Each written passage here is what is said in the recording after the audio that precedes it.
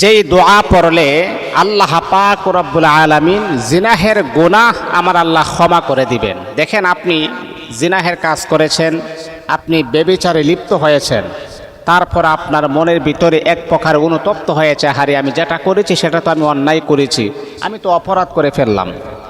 তো মানুষ যখন গুনাহের কাজ করে তখন কিন্তু তার সেন্স ঠিক থাকে না।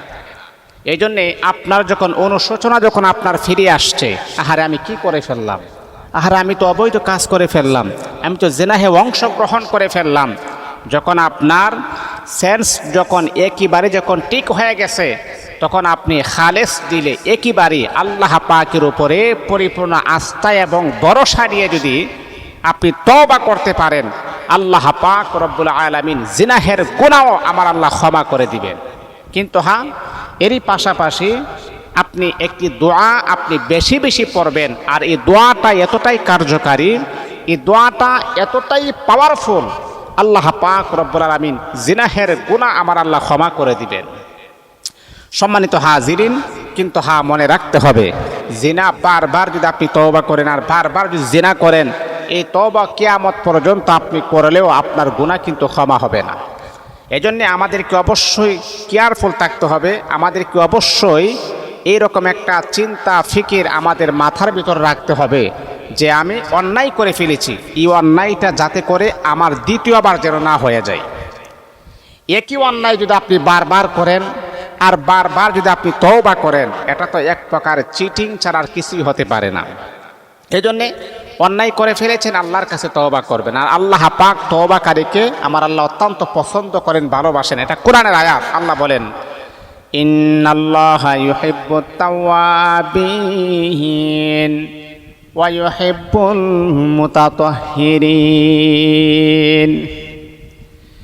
আল্লাহ পাক রব্বুল আলামিন বলে, বান্দা শোনো শোনো, আমি আল্লাহ পাক রব্বুল আলামিন যারা একান্ত নিষ্ঠতার সাথে একমাত্র আমি আল্লাহ পাক রব্বুল আলামিনের উপরে তাওয়াক্কুল এবং ভরসা নিয়ে, বান্দারে যখন তুমি তওবা করবা, মনের ভিতরে যখন এরকম যখন একটা খেয়াল থাকবে, আর জীবনে কোনোদিন অন্যায় করব না, আর জীবনে কোনোদিন অপরাধ করব না, আর জীবনে কোনোদিন জিনাহের কাছেও আমি যাব না, আর জীবনে কোনোদিন পাপাচারে আমি লিপ্ত হব না, রাতের আধারে অন্ধকারে পৃথিবীর কোনো মানুষ আমাকে দেখবে না, তারপরে কিন্তু মনে রাখতে হবে, আমার আল্লাহ কোরআনুল কারীমের ভিতরে বড় সুন্দর চমৎকার আকারে জানায়া দিয়েছেন, ওয়াল্লাহু মাআকুম আইনামা কুনতুম ওয়াল্লাহু বিমা তা'মালুনা বাসীর।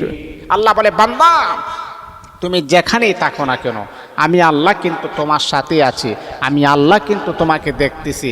তুমি মনে করতেছো রাতের আধারে অন্ধকারে একটা গুনাহ করেছো, অথবা একটা মেয়ের সাথে জিনাহে অংশগ্রহণ করেছো, তোমার ধারণা, তুমি ভাবতেছো কেউ দেখে নাই, এটা তোমার ধারণা, এটা তোমার ভুল ধারণা।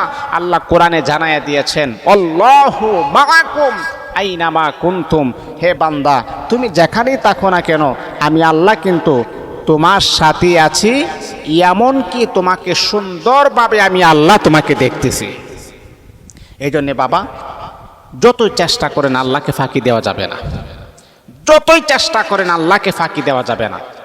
এই চিন্তা চেতনা, এই ভুল ধারণা আমাদের মধ্য থেকে এইগুলাকে প্রতারিত করতে হবে, বিদায় করতে হবে।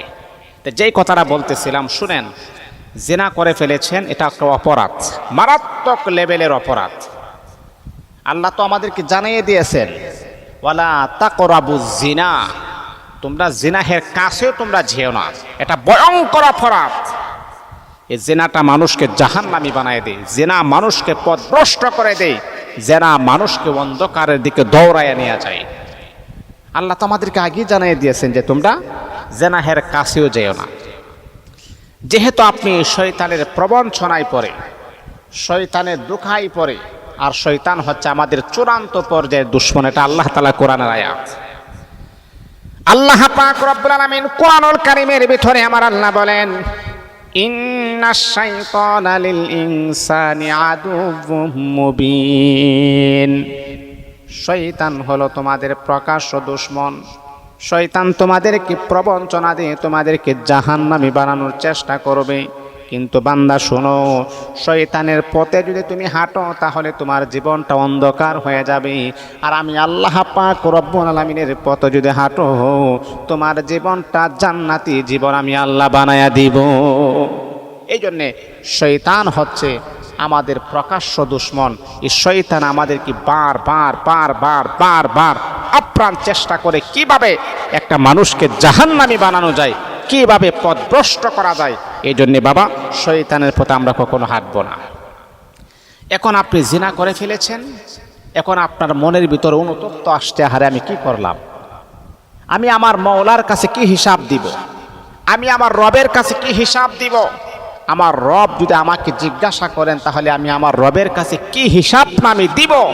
যখন আপনার মনের ভিতর এইরকম ফিলিংস যখন কাজ করবে, কি হিসাব দিব, কি হিসাব দিব, কি হিসাব দিব, তখন আমি আপনাকে বলবো, এই যে আপনি নীরবে নিস্তব্ধে আল্লাহ পাকের এই দোয়াটা পড়বেন আর চোখের পানি ছেড়ে দিয়ে মালিকের কাছে একান্তভাবে মাফ চাইবেন, ক্ষমা চাইবেন। এ বন্ধু আমার শোনা, আল্লাহ পাক রব্বুল আলামিনের কাছে একান্তভাবে আপনি দোয়া করবেন, মালিক আয় আল্লাহ, অন্যায় করেছি, অপরাধ করেছি রে মওলা, শয়তানের প্রবঞ্চনায় পড়ে জিনা করে ফেললাম। বেশি বেশি আপনি নামাজ পড়বেন, নফল নামাজ পড়বেন, আর এই দোয়াটা পড়বেন, রব্বিগফির ওয়ারহাম ওয়া আনতা খায়রুর রাহিমিন। রব্বিগফির ওয়ারহাম ওয়া আনতা খায়রুর রাহিমিন।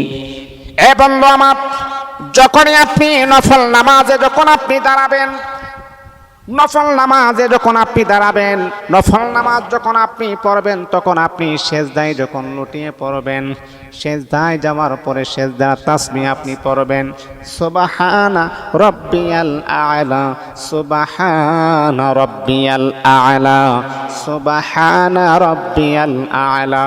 3 বার, 5 বার, 7 বার, যতবার আপনি তাসবিহ পড়বেন, পড়ার পরে এই দোয়াটা কমাস আপনি 10 বার পড়বেন, রব্বিগফির ওয়ারহাম ওয়া আনতা খায়রুর রাহিমিন। তাহাজ্জুদের সেজদায়, নফল নামাজের সেজদায় আপনি তাসবিহটা পড়ার পরে এই দোয়াটা কমাস কম 10 বার আপনি পড়বেন। দেখবেন আল্লাহ পাক এইরকম ভাবে যখন নামাজ পড়বেন, পূর্বের গুনাহের কথা স্মরণ করিয়া যখন মালিকের কাছে যখন অনুতপ্ত হবেন, মালিকের কাছে যখন জীবনের গুনাহ নিয়ে যখন মাফ চাইবেন, ক্ষমা চাইবেন, আমার আল্লাহ আপনার জেনাহের গুনাহ আমার আল্লাহ ক্ষমা করে দিবেন, আপনাকে মাফ করে দিবেন। নিষ্পাপ মাসুম বাচ্চার মতো আমার আল্লাহ আপনাকে পুত পবিত্র করে দিবেন। কিন্তু হ্যাঁ, মনে রাখতে হবে, আপনি তওবা করেছেন, আল্লাহর কাছে ফিরে আসছেন, আর কখনো আপনি গুনাহ করবেন না, এরকম প্রমিস করতে হবে। এখন আপনি তওবা করলেন, আবার কিছুক্ষণ পর আপনি তওবা ভঙ্গ করে ফেললেন, এই তওবা যদি আপনি আজীবনও করেন কোনো কাজ হবে না। বাবা, কথাগুলো শুনেন। মনে করেন আপনি সকালে তওবা করেছেন, আবার বিকালে গুনাহ করেছেন। এরকম লোক আমাদের সমাজে আছে না নাই? অনেক সকালে তওবা করে, আবার বিকালে অন্যায় করে, বিকালে তওবা করে, রাতের বেলা আবার অন্যায় করে। না, এইরকম তওবা যদি আপনি করেন, এটা কখনো কোনো কাজ হবে না। আপনি তওবা করতে হবে, আর একটা প্রতিজ্ঞা রাখতে হবে, আমার দ্বারাতে যেন আর কখনো এইরকম ভুল যেন না হয়ে যায়। এইরকম প্রমিস যদি আপনি করতে পারেন, আল্লাহ পাক আপনার যত বড় গুনাহ হোক না কেন, আমার আল্লাহ আপনাকে ক্ষমার ঘোষণা করবে।